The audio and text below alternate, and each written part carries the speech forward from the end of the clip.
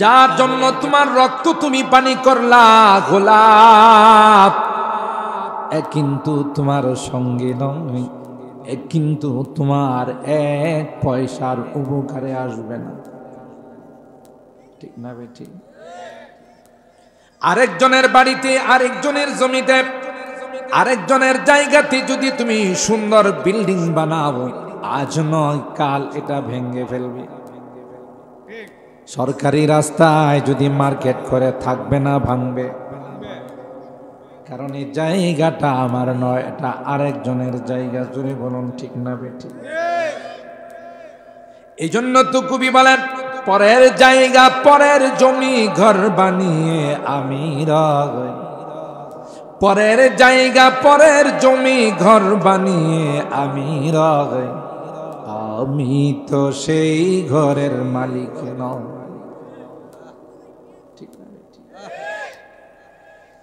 আর হারাম আল্লাহ ক্লিয়ারলি বলে দিয়েছেন, এ পৃথিবীর মানুষেরা, দুইটা দল পৃথিবীর মধ্যে বসবাস করবে। একটা হবে রে আমার দল, আর একটা হবে শয়তানের দল। শয়তানের জান্নাত থেকে বের হওয়ার সময় আল্লাহর ইজ্জতের কসম করে কয়, ক্বালা ফাবিইজ্জাতিকা লাউযিয়ান্নাহুম আজমাইন। তোমার ইজ্জতের কসম, একটা বান্দাকেও আমি জান্নাতে আসতে দেব না। নাউযুবিল্লাহ।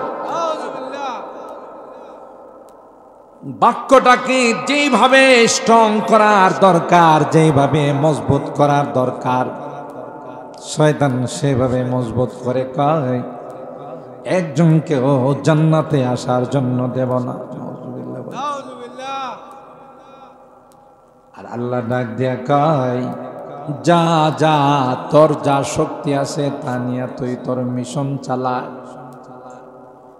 এই যে আজকের যুবকদের মাহফিলে এসা যারা অনুতপ্ত হইয়া জীবনের গুনার জন্য তওবা করবে, জীবনের অবস্থাটাকে পরিবর্তন করে ফেলবে, আমিও আমার ইজ্জতের কসম করে বললাম, হাত তুলতে দেরি হবে রে, আমি আল্লাহ তাকে মাফ করতে দেরি হবে না।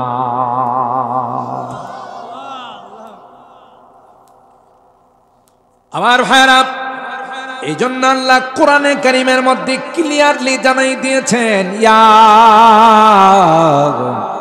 আইয়ুহান নাস ইন্না ওয়াদাল্লাহি হাক্ক ফালা তাগুররান্নাকুমুল হায়াতুদ দুনিয়া ওয়ালা ইয়াগুররান্নাকুম বিল্লাহিল গারুর। হে পৃথিবীর মানব সকল, ওয়াদা দুই দিক থেকে হবে। একটা হবে আমার দিক থেকে, আর একটা হবে শয়তানের দিক থেকে। শয়তানে যত ওয়াদা করব সব ডাহা মিথ্যা, কারণ হের জন্মের মধ্যে দোষ আছে। সমাজের মধ্যে যদি কেউ খুব খারাপ হয়, দুষ্ট হয়, অনেকে কয় না যে মনে হয় একটু সমস্যা আছে, গোড়াতে সমস্যা আছে, জাতে সমস্যা আছে। ওয়াকানা মিনাল জিন, এটা তো লেবাস আবাস, পোশাক আশাক লাগায়া বুজুর্গ সাজে, আল্লাহওয়ালা সাজে, আসলে তো জাতে কাফের। শয়তান জাতে কি? কাফের। কিন্তু লম্বা জুব্বা লাগায়া, পাগড়ি পগড়ি লাগায়া বুঝাইছে যে আমি সবচেয়ে বড় বলি। আসলে এটা তার আসল পোশাক না, এটা ধোঁকা দেওয়ার পোশাক। এটা হলো শয়তানের আসল চরিত্র। এইভাবে হতে হতে সে তাউসুল মালাইকা, মুআল্লিমুল মালাইকা, ওরে বাপরে, ফেরেশতাদের সে টিচার হয়ে গেছে, শিক্ষক হয়ে গেছে। কিন্তু ভিতরটা কি ছিল না? পরিষ্কার ছিল না। নিজের অপরাধের কারণে, নিজের পাপের কারণে বেয়াদবির কারণে, আল্লাহর সঙ্গে নাফরমানি করার কারণে আল্লাহ বলেন ফাখরুজ মিনহা ফাইন্নাকা রাজিম, বের হ। খবিশ কোথাকার, নাফরমান কোথাকার, মরদুদ কোথাকার, বিতাড়িত কোথাকার। ওয়া ইন্না আলাইকা লা'নাতি ইলা ইয়াউমিদ্দিন, তোর উপর আমার অভিশাপ কিয়ামত পর্যন্ত। সন্তান দুই রকমের হয়। কিছু সন্তান হলো মা বাবা যদি রাগ করে, বুঝে যে আমার দুনিয়াও বরবাদ পরকালও বরবাদ, এই জন্য ভুল করলে মা বাবার কাছে যায় ক্ষমা চায়, যে বাবা আমি বুঝতে পারছি না, আম্মা আমি বুঝতে পারছি না, আব্বা আমি বুঝতে পারছি না, আমারে মাফ করে দেন। ঠিক না? এটা হলো আসল সন্তান। ভুল হতেই পারে, কিন্তু ভুলের পরে ক্ষমা চাওয়া এটা হলো আদম সন্তানের বৈশিষ্ট্য। সুবহানাল্লাহ। আবার কিছু দেখবেন অপরাধ আর ভুল হয়ে গেলে মা বাবা যদি রাগ করে, উল্টা হেও তর্ক করে। আছে না চাঁদপুরে, আনন্দপুরে, ব্রাহ্মণবাড়িয়াতে, এই তুই বাইরো, আমার বাড়ির থেকে বাইরো, তুই আর কোনোদিন আমার বাপ বলে ডাকিস না। হে যদি আদম সন্তান, তাহলে কি কইত? ভুলে গেছে, আমি আর জীবন আমার এবারের মতো মাফ করে দেব। কিন্তু যখন উল্টা তর্ক করে, আবার মুখে মুখে কথা কয়, বোঝা গেল এটা শয়তানের চালা। হযরত আদম, আল্লাহ বললেন আদম হাওয়া তোমরা জান্নাতে থাকো, জান্নাতের যে কোনো ফল খাও, কোনো নিষেধ নাই রে, যেখানে ইচ্ছা সেখানে বিচরণ করো যাও, কিন্তু ওয়ালা তাকরাবা হাযিহিশ শাজারা ফাতাকুনা মিনাজ জালিমিন। ওই গাছটার ফল খাওয়া তো দূরের কথা, ওইটার ধারে কাছেও কিন্তু যাওয়া যাবে না।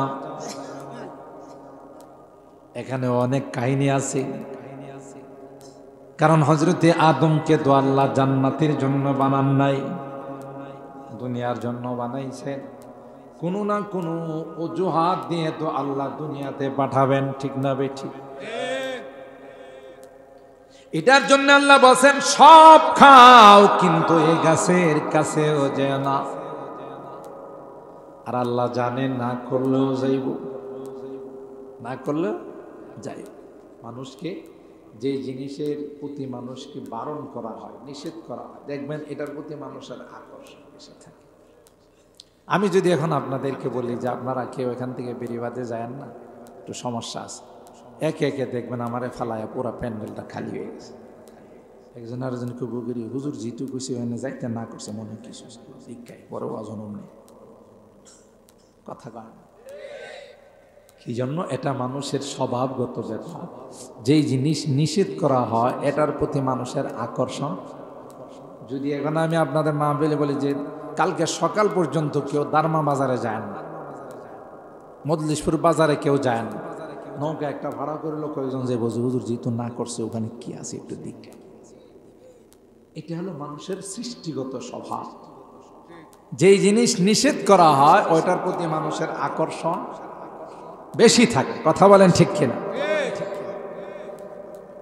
হযরত আদমকে আল্লাহ বললেন, হে আদম সব খাও, কিন্তু এই গাছের ধারে কাছেও যেও না। এমনি তো তার মধ্যে একটা দুর্বলতা কাজ করে, সব খাইতে বলল, এটা কেন নিষেধ করলো? নিশ্চয়ই এখানে কোনো কিন্তু আছে। ইবলিস হযরত আদমকে সিজদা করে নাই, আল্লাহর হুকুম অমান্য করার কারণে আল্লাহ জান্নাত থেকে বের করে দিলেন। ইবলিস আল্লাহর কাছে শপথ করে আসে যে আদমের কারণে, যে হাওয়ার কারণে জান্নাত থেকে বের হলাম, এদের একজনকেও পুনরায় জান্নাতে আসতে দেব না। আর হায়রাম ধোঁকা দিয়ে হযরত আদম আর হাওয়াকে জান্নাত থেকে বের করে দিল। নাউজুবিল্লাহ, জোরে বলি। আসলে তো আল্লাহ জান্নাতের জন্য বানায় না, আল্লাহ তো আদমকে দুনিয়াতে পাঠাবেন, আর শুধু আদম আর হাওয়া নয়, ঘর গোষ্ঠী সবাইকে নিয়ে জান্নাতে যাবে। সুবহানাল্লাহ। এজন্য আল্লাহ বলেন, ইয়া আইয়ুহান নাস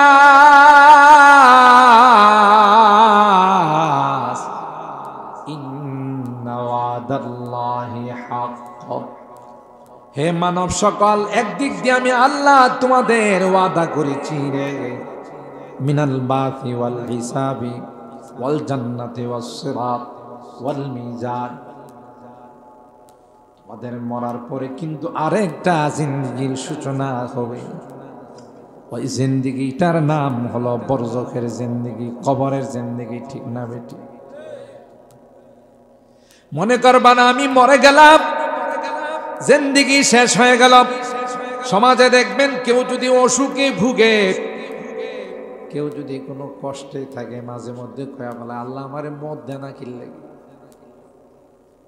সাবধান, এরকম বলবেন না, বরং বলবেন আল্লাহ আমার উপর যেভাবে খুশি আমিও সেইভাবে খুশি।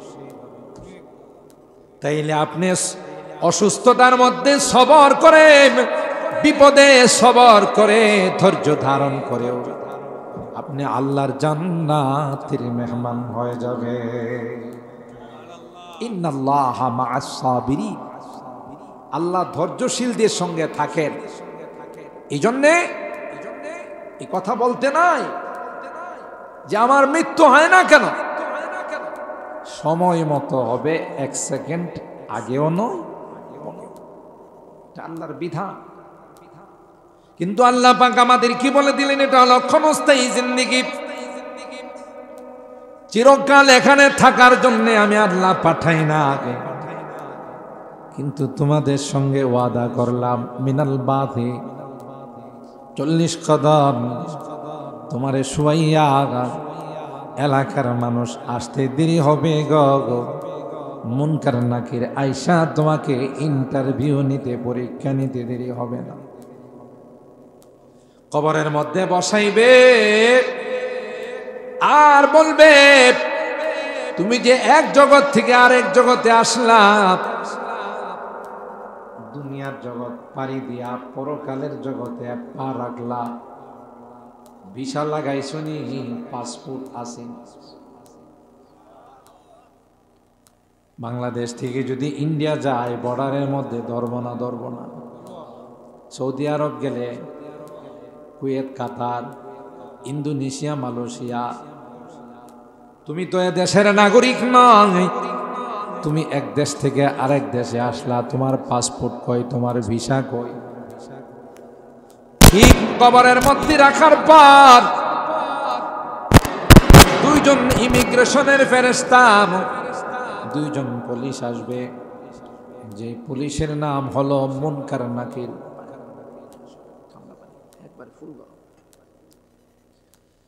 মুনকার নাকির বলবে, মার রব্বুক, এ ভাই তুমি যে দুনিয়ার জিন্দেগি থেকে বরজখের জিন্দেগিতে আসলা, কবরের জিন্দেগিতে আসলা, পাসপোর্ট কই রে, ভিসা কই? আর পাসপোর্ট আর ভিসা আমাদের কাগজের পাসপোর্ট আর ভিসা নয়, এটা হলো তুমি বলো রে মার রব্বুক, তোমার রবকে। যারা নেককার দিনদার আল্লাহওয়ালা, বলতে দেরি হবে রে, জবাব দিতে দেরি হবে না। এই যে আপনারা কত মানুষ বাড়ি ঘুমাই রয়েছেন, কত ওয়াজ হই রে, ওয়াজে যাওয়ান লাগবে, ওয়াজে গিয়া কেড়া কিতা কিনা লাইছে, কয়টা বাড়ি ওড়াই লাইছে, কয় লক্ষ টাকা কামাই লাইছে, কয় না? এদের কলম নষ্ট হয়ে গেছে। ভালো জিনিস তাদের কাছে খারাপ লাগে, খারাপ জিনিস ভালো লাগে। ঠিক না বেটি? বুঝতে হবে যে কলবের মধ্যে সমস্যা হয়ে গেছে। আর যাদের মাহফিল ভালো লাগে, নসিহত ভালো লাগে, কোরআনের আলোচনা ভালো লাগে, দ্বীনের কথা যাদের ভালো লাগে, বুঝতে হবে যে দিলটা এখনো পরিষ্কার আছে। সুবহানাল্লাহ। এজন্য মুনকার নাকির আইসা প্রশ্ন করতে দেরি হবে। যারা শীতের মধ্যে ঠান্ডা পানি দিয়া উজু করে নামাজে গেছে, মাহফিলে বসে রয়েছে, কোরআনের কথা শুনছে, এরা মুনকার নাকির কইব, মিয়া বুঝো না, কম্বল বাদ দিয়া লেপ বাদ দিয়া যায় মাহফিলের নিচে বসে রয়েছি, ফ্লোরের মধ্যে, মাটির মধ্যে, তোমার এই প্রশ্নের জবাব দেওয়ার জন্য। মার রাব্বুক, যখন বলবে তোমার রব কে, জবাব দেবে রব্বি আল্লাহ, আমার রব আর কেউ নয়, আমার রব হলেন একমাত্র আল্লাহ। আপনারা আমারে প্রশ্ন করতে পারেন, হুজুর আমরা তো আনন্দপুরের মানুষ, শামপুরের মানুষ, আমরা তো বাংলা ছাড়া কিছু বুঝি না, আপনি বাংলা কইতাছেন, এই জন্য আমরা কিছু বুঝতেছি। ফেরেশতা যদি আমরা আরবিতে কয় তাহলে এটা তো বুঝবো না, কি কইতেছে না কইতেছে এটা কয় না, তখন আপনি আরবি বুঝবেনও, আরবি কথাও কইতে পারবেন। সুবহানাল্লাহ। কে দিবেন এই শক্তি? এখন যে বাংলাতে কথা বলেন, এই শক্তি কে দিছে? আরবরা যে আরবিতে কথা কয়, কে দিছে? আমেরিকানরা যে ইংলিশে কথা কয়, এই শক্তি কে দিছে? ইন্ডিয়াওয়ালারা যে হিন্দিতে কথা কয়, এই শক্তি কে দিছে? পাকিস্তানওয়ালারা যে উর্দুতে কথা কয়, এই শক্তি কে দিছে? মানুষের ভাষা, মানুষের কথা বলার শক্তি কে দিছে? আর রহমান আল্লামাল কুরআন খালাকাল ইনসানা আল্লামাহুল বায়ান। আল্লাহ বলেন, আমি তোমাদেরকে শুধু বানিয়ে ছেড়ে দেই না, কে কোন ভাষায় কথা বলবা, কে কোন জুবান দিয়ে কথা বলবা, এটাও আমি আল্লাহ তোমাদেরকে শিখাইছি। ওয়ামিন আয়াতিহি খালকুস সামাওয়াতি ওয়াল আরদ ওয়া ইখতিলাফু আলসিনাতিকুম ওয়া আলওয়ানিকুম ইন্না ফি যালিকা লাআয়াতিন লিল আলিমিন। আল্লাহ বলেন, একরকম বানাই নাই। আজকের এই মাহফিলে যারা উপস্থিত হয়েছে, একজনের চেহারার সাথে আরেকজনের চেহারার মিল নাই, আছে? আঙ্গুলের ছাপ নেয় না দলিল করতে গেলে, আঙ্গুলের টিপ দেন, টিপ দেন, এটা বুঝেননি কি লাগে? এটা ইংলিশে বলে ফিঙ্গার, ফিঙ্গার চাপ। এই যে আমার বৃদ্ধা আঙ্গুলের যে দাগগুলো আছে, এটা পৃথিবীর কাহারোর সাথে মিলবে না। সুবহানাল্লাহ। কালকে কয়ে এই বেশকমটা কে করছে? এই জন্য যারা সিগনেচার করতে পারে না তাদেরকে বলেন যে আপনি বৃদ্ধা আঙ্গুল দিয়া চাপ দেন, টিপ দেন। একটা মানুষের আঙ্গুলের সাথে আর একটা মানুষের আঙ্গুলের মিল নাই। এটা তো স্বাস্থ্যমন্ত্রী বানাইছে, হ্যাঁ? FCBS FRCS করা ডাক্তাররা বানাইছে, MBBS ডাক্তাররা বানাইছে। কে বানাইছে? আল্লাহ। আল্লাহ বলেন, গোলাপ একরকম করে বানাই নাই। একজনকে লম্বা, আরেকজনকে খাটো, একজনকে সুন্দর, আরেকজনকে কালো করে বানাইছে। কে বানাইছে? এটার মধ্যে দুনিয়ার কোনো মানুষের হাত নাই। আল্লাহ বলেন, আসমানটাকে বানাইলাম, জমিনটাকে বানাইলাম, গোটা আসমানের মধ্যে কোথাও কোনো রকমের পিলার নাই। জোরে বলুন ঠিক কিনা? পারবে দুনিয়ার কোনো মানুষ একটা সামিয়ানা বানাইতে পিলার ছাড়া? কথা বলেন। মুসলমান খুব ভালো করে মনে রাখেন, আল্লাহ পাক রব্বুল আলামিন গোটা আসমানটাকে বানাইছেন, কোথাও একটা পিলারও নাই। জোরে বলুন সুবহানাল্লাহ। দেখেন, যদি নদী ভরাট করেন, পুকুর ভরাট করেন, পানির মধ্যে যদি বালু ফালায়, এটা নরম থাকে না শক্ত হয়? নরম। আস্তে আস্তে যখন শুকায় তখন আস্তে আস্তে এটা শক্ত হয়।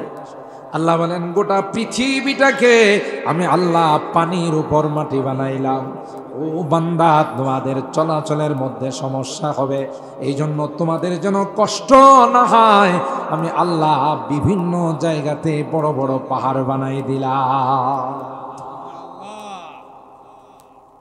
পাহাড় কি ভূমিমন্ত্রী বানাইছে? যে মন্ত্রীর দায়িত্ব আছে জমি জমা রেজিস্ট্রেশন করা ইত্যাদি, এই মন্ত্রী বানাইছে? কে বানাইছে? আল্লাহ।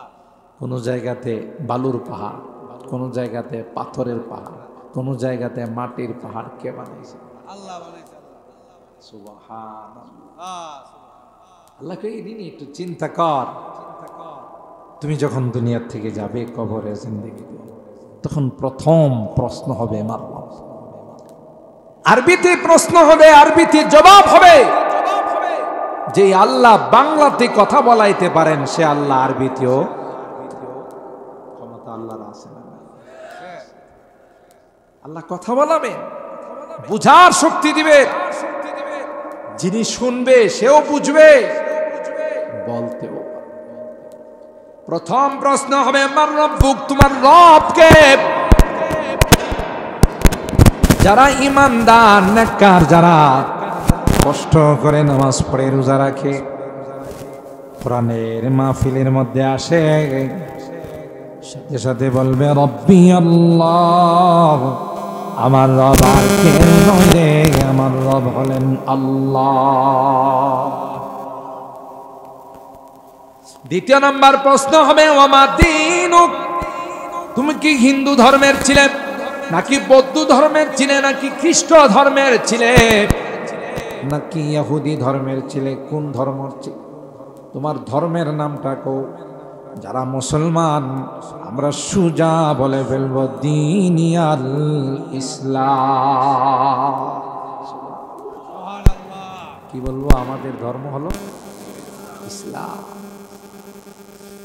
তিন নাম্বার প্রশ্ন করবে ওয়ামান হাদার রাজুলুল্লাযী বুইসা ফীকুম, প্রত্যেকটা ইমানদারের কবরের সঙ্গে রওজায়ে পাকের কানেকশন হয়ে যাবে, রওজায়ে পাকের সম্পর্ক হয়ে যাবে।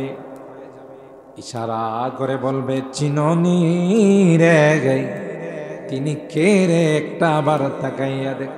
আল্লাহর কসম, যারা পয়গম্বরের সুন্নতের অনুসরণ করছে, আল্লাহর পয়গম্বরের দিন যারা মানছে, তারা দেখতে দেরি হবে আর বলতে দেরি হবে না, তিনি আর কেউ নন, তিনি হলেন আমার প্যারা নবী মুহাম্মাদুর রাসূলুল্লাহ সাল্লাল্লাহু আলাইহি ওয়াসাল্লাম। এবার ফেরেশতারা বলবে ওকে, ঠিক আছে, তোমার ইমিগ্রেশন পরীক্ষায় তুমি পাস। সুবহানাল্লাহ বলেন। এই রেজাল্ট দিতে দেরি হবে, আসমানের মালিক ডাক দিতে দেরি হবে না। ওয়ানাদা মুনাদিম মিনাস সামা আন সাদাকা আবদি, আমার বান্দা আমার বান্দি ইন্টারভিউর মধ্যে 1 নাম্বার করছে। সুবহানাল্লাহ। ফেরেশতাদের আল্লাহ ডাক দিয়া বলবে, ফেরেশতারা, এই আনন্দপুরের মানুষ, চাঁদপুরের মানুষগুলো বড় নিষ্ঠুর রে, বড় নির্দয় রে, বড় পাষাণ হৃদয়ের মালিক। এরা তাদের আপনজন কি শীতের মধ্যে মাটির নিচে কোনো বিছানা দেয় না, গাই কোনো রকমের কোনো লেপ তুষক দেয় নাই। কথা বলুন ঠিক না? খালি মাটির মধ্যে তাকে শোয়াই দেয়া চলে গেছে।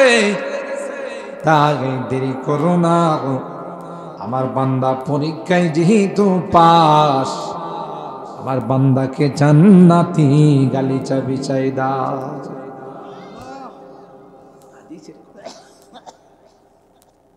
ওয়াজ তো শুনি আমরা, কিন্তু নিজেদের সদাই করার ওয়াজ কি নিয়ে আমার কবরে যাইতে, পাসপোর্টটা রেডি আছে কি, ভিসাটা রেডি আছে কি, আর ভিসাই বাকি, পাসপোর্টই বাকি, বুঝতে হবে। আর এটি বুঝার জন্য এই সকল দিনের মাহফিলগুলো বসে আমার কাছ থেকে মনে করেন 1 ঘন্টা কিচ্ছা শুনবেন, মাশাআল্লাহ। আমিও যদি শুরু করি আপনারা 3 ঘন্টা উঠবেন, বলবেন জি জি মজার ওয়াজ করছে, কিন্তু এতে আপনি পাইলেন, কিচ্ছা কাহিনী শুনে চলে গেলেন। কিছু সঙ্গীত শিল্পী এসে আপনাদেরকে কিছুক্ষণ ওয়াজ করলো, কিছুক্ষণ সঙ্গীত শোনাইল, আপনার কি পাইলেন? এখানে যে কষ্ট করে শীতের মধ্যে বসে রইলেন।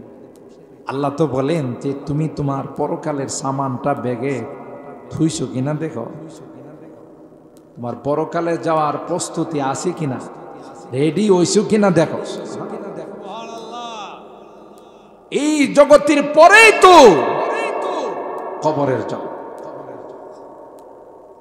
কবরের জগৎটা বড় কঠিন জগৎ। হযরত উসমান ইবনে আফফান রাদিয়াল্লাহু তাআলা আনহু, যাকে যিন্নুরাইন বলা হয়, দুই নূরওয়ালা, আল্লাহর হাবিবের দুই মেয়েকে একজন মারা যাওয়ার পর আরেকজনকে বিয়ে করেছিলেন। এই জন্য তাকে দুই নূর পয়গম্বরের দুইজন কলিজার টুকরাকে বিয়ে করেছেন। আল্লাহর নবীর দুইজন জান্নাতি মেয়েকে বিয়ে করেছেন। এই জন্য উসমান ইবনে আফফানকে যুন্নুরাইন বলা হয়। আল্লাহর হাবিব এত ভালোবাসতেন উসমানকে, ডাক দিয়া কর, আমার যদি আরেকটা মেয়ে থাকতো রে, উসমানের মতো এত নেককার জামাইয়ের কাছে আরেকটা মেয়ে বিয়ে দিত। উসমান ইবনে আফফান অনেক ধনী সাহাবী ছিলেন, নিজের সম্পদ সব আল্লাহর রাস্তায় বিলিয়ে দিয়েছেন। বুখারী শরীফের মধ্যে আসে, সাহাবায়ে কেরাম পানি পান করার জন্য কিছু পান না। ইহুদির একটা কুয়া আছে, 400 দিরহাম দিয়ে কিনা লাগে। ও ভাই, তখনকার 400 দিরহাম এখনকার 400 কোটি। আল্লাহর হাবিব বললেন, কে আছো? এই কুয়াটা আমার সাহাবীদের জন্য কিনে দিবা, আমি তার জন্য জান্নাতের ওয়াদা দিলাম। জোরে সুবহানাল্লাহ। উসমান দাঁড়াইয়া কয়, লাব্বাইক ওয়া সাদাইক ইয়া রাসূলুল্লাহ। ওগো পয়গম্বর, আপনার সাহাবী উসমান থাকতে এই কাজ আর কেউ নয়, উসমান 400 দিরহাম দিয়ে এটা কিনে দিবে। दुनिया ये सखावत में तेरा नाम रहेगा, दुनिया ये सखावत में तेरा नाम रहेगा, उस्मान तेरा नाम से इस्लाम फैलेगा, दुनिया ये शुजाअत में तेरा नाम रहेगा, दुनिया ये शुजाअत में तेरा नाम रहेगा, हैदर तेरा नाम से इस्लाम फैलेगा। খাইবরের যুদ্ধে পয়গম্বর বলেন, পতাকা আরেকজন সাহাবী হাতে নিবে গো। যেই সাহাবী হাতে নেওয়ার পর আর মুসলমান পরাজয়ের চেহারা দেখবে না, আল্লাহ তার মাধ্যমে বিজয়ের চেহারা দেখাবে। তিনি কে? শের খুদা হযরত আলী কাররামাল্লাহু ওয়াজহা। হযরত উসমান এত বড় সাহাবী, ইসলামের 3 নম্বর খলিফা, মুবাশশার বিল জান্নাত, দুনিয়াতে থাকতেই জান্নাতের সুসংবাদ পেয়েছে। হযরত উসমান যখন গুরুস্থানের পাশে যান, উসমানের কান্না ধরে রাখতে পারেন। উসমান কান্দে রে, চোখ দিয়া পানি পয়রা গাল ভাসে, দাড়ি ভিজে, পানিগুলো টপ টপ করে পড়তে থাকে। সাহাবায়ে কেরাম বললেন, উসমান, জান্নাতের আলোচনা হয়, জাহান্নামের আলোচনা হয় রে উসমান, তোমাকে এত কান্দে দেখি। উসমান, কবরস্থানের কাছে গেলে তুমি এত কেন কান্দো? হযরত উসমান ইবনে আফফান বলেন, এ সাহাবীরা রে, আল কবর ইন্নাল কবরা আউয়ালু মানজিলিন মিন মানাজিলিল আখিরা। পরকালের যে ঘাটিগুলো শুরু হবে রে, যেখানে চেক শুরু হবে, যেখানে প্রশ্ন শুরু হবে, প্রথম ঘাঁটি হলো, প্রথম চেকপোস্ট হলো কবর। কবরে ইমিগ্রেশনের ফেরেশতার কাছে যদি আমি ধরা পড়ে যাই, তাইলে বাকিগুলো আমার জন্য কঠিন হয়ে যাবে। আর যদি এখানে পার পায়া যায়, বাকিগুলো আমার জন্য সহজ হয়ে যাবে। আমি জানি না আমি কবরে ধরা পড়ব না ছাড়া পড়ব। এই জন্য কবর দেখলে আমার কান্না আসে রে, আমি নিজেকে কন্ট্রোল করতে পারি না। ও ভাই, নবীর সাহাবী ওসমান ইবনে আফফান, ইসলামের 3 নম্বর খলিফা, আল্লাহর পয়গম্বরের 2 মেয়ের জামাই, জান্নাতি সুসংবাদ প্রাপ্ত সাহাবী ওসমান যদি কবর দেখলে কান্দে, তাইলে আমার আপনার কি অবস্থা হবে? জোরে কোন সুবহানাল্লাহ। ওসমানের যদি অবস্থা হয়, তাহলে আমার আপনার কি অবস্থা হবে? হযরতে আবু বকর গাছের ঢালে যদি পাখি বসা দেখছে, পাখির দিকে তাকিয়া আবু বকর কাঁদতো আর বলতো, ইয়া লাইতানি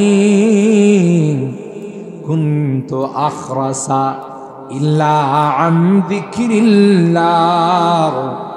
আল্লাহ, আমি যদি পাখিটার মতো হয়ে যাইতাম তাইলে কত ভালো হতো। এই পাখিটার কোনো হিসাব নাই, আমি আবু বকরের হিসাব হবে রে। আমি আবু বকরের জীবনের হিসাব নিকাশ দিতে হবে। সুবহানাল্লাহ। জমানা বয়ক হালে रहता नहीं, जमाना बैक हाल रहता नहीं, गुज़िश्ता ज़माना फेरता नहीं, गुज़िश्ता ज़माना फेरता नहीं। ও ভাগ যায় দিন আর কোনোদিন ফেরত আসে। 2023 সনকে আর কোনোদিন পাওয়া যাবে? 24 সন শুরু হয়ে গেছে, 24 যাবে রে, 25 যাবে। জামানা কাল তার গতিতে চলতে থাকে। 24-এ আমি থাকবো না, 25-এ উমুক থাকবে না, 26-এ উমুক থাকবে না, কিন্তু জামানা তার গতিতে চলতে থাকবে। मौत जिस दिन आ गई मुर्दा की हालात क्या हुई, मौत जिस दिन आ गई मुर्दा की हालत क्या हुई, रूह तन से उड़ गई मुर्दा की हालत क्या हुई। আমার এই পিঞ্জিরার থেকে, খাসার থেকে পাখিটা যখন উড়ে চলে যাবে, কি হবে? আমার আশপাশে মানুষগুলো কাঁদবে, হায় হায়, আমার সন্তানদের আর্তচিৎকারে আকাশ বাতাস ভারী হয়ে যাবে। বন্ধু বান্ধব আত্মীয় স্বজনের কান্নায় কান্নার রুল পড়ে যাবে, কিন্তু আমাকে কেউ রাখতে ঠিক না? ঠিক। मौत जिस दिन आ गई मुर्दा की हालत क्या हुई, रूह तन से उड़ गई है मुर्दा की हालत क्या हुई। ওই তুই অতীতের ইতিহাস তালাশ করে দেখো, অতীতের ইতিহাস তালাশ করে দেখো, কারণ ছিল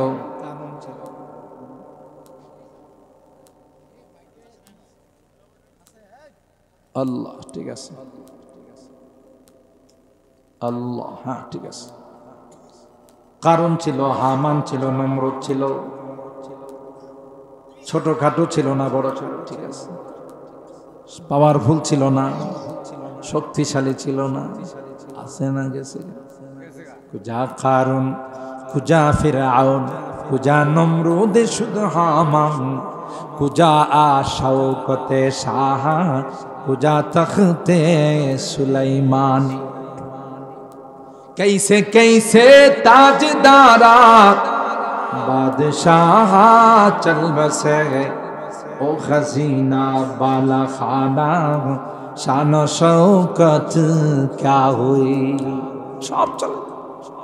মোহতারাম হাজিরি, সময় শর্ট, আমি শব্দটার উপর আলোচনা শুরু করছি যে আজকের এই মাহফিল আনন্দপুর উত্তরপাড়া হিজবুল্লাহ অত্যন্ত চমৎকার একটি শব্দ, অত্যন্ত সুন্দর একটি শব্দ।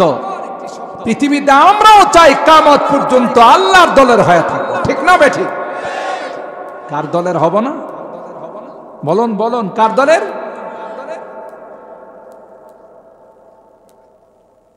আল্লাহর দলে থাকবো, ঠিক না বেঠিক? কার নয়? শয়তানের দলের নয়। কারণ শয়তান জান্নাতে যাবে না জাহান্নামে? বলেন, শয়তান কোথায় যাবে? তাইলে শয়তানের দলের যারা, ওরা যাবে কোথায়? যারা নামাজ পড়ে না, রোজা রাখে না, হালাল খায় না, হারাম খায়, জুয়া খেলে, মদ খায়, আছে না নাই? ওরা কার দলে? বলেন বলেন, কার দলে? যারা নামাজ পড়ে, রোজা রাখে, আল্লাহ বিল্লাহ করে, হালাল খায়, হারাম খায় না, আল্লাহর হুকুম মানে, নবীর তরিকা মতো চলে, এরা কাদের দল? কোরআনে আল্লাহ বলেন, আলা ইন্না হিজবাশ শাইতানি হুমুল খাসিরুন। শয়তানের দলের যারা হবে তারা চিরকালের জন্য ক্ষতিগ্রস্ত হয়ে যাবে। কে বলছে?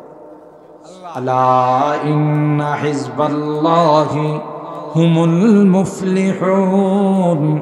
আর যারা আল্লাহর দলের হবে, আল্লাহর কথা মতো চলবে, আল্লাহ বলেন দুনিয়ার জিন্দেগিটা আমার কথা মতে চলো, আমার পয়গম্বরের তরিকা মতো চলো, পরকালের জিন্দেগিটা তোমার মতো করে তুমি চলবা, তোমার কোনো কিছুর অভাব হবে না, ঠিক না বেঠিক? আমি ধন্যবাদ জানাই, মোবারকবাদ জানাই আমার এই যুবকদেরকে, যারা এই সংগঠনের এই সুন্দর নাম দিয়ে আজকের এই সুন্দর আয়োজন করেছেন। আল্লাহ আমার এই যুবকদেরকে জান্নাতি যুবক হিসাবে কবুল করুন। আরো জোরে বলুন আমিন। এরা যেন সামাজিকভাবে